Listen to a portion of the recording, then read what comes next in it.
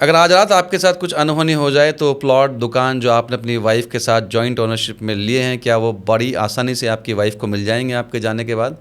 अगर इसका जवाब हाँ है तो हो सकता है कि आप बहुत बड़ी गलतफ़हमी हो।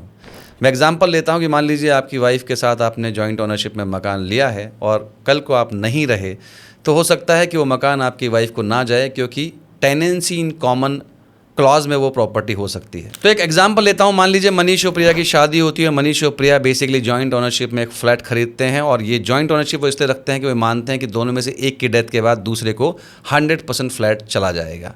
और होता भी कुछ ऐसा ही है कि दुर्भाग्यवश मनीष की मृत्यु हो जाती है और प्रिया को जो फ्लैट मिलना था वो स्मूथली अब ट्रांसफ़र नहीं हो सकता। और वो क्यों नहीं हो सकता, उसका रीज़न ये है कि जनरली अगर जब तक आप जॉइंट टेनेंसी क्लॉज नहीं लेते तब तक टेनेंसी इन कॉमन क्लॉज माना जाता है भारत में। इसका मतलब ये है मनीष 50% का मालिक और मनीष की वाइफ भी 50% की मालिक। तो होता क्या है कि मनीष के डेथ के बाद जो वाइफ है वो 50% की मालिक तो है, लेकिन मनीष के जो लीगल हेयर्स हैं वो 50% पे क्लेम कर सकते हैं। इसीलिए ये 100% सर्वाइवरशिप राइट नहीं जाता।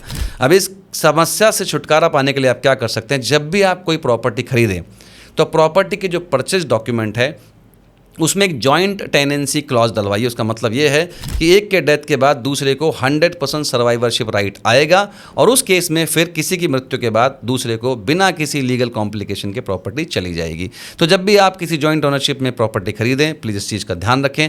ऐसे कुछ इंपॉर्टेंट इन्फॉर्मेशन के लिए please follow me, subscribe my channel. Thank you so much.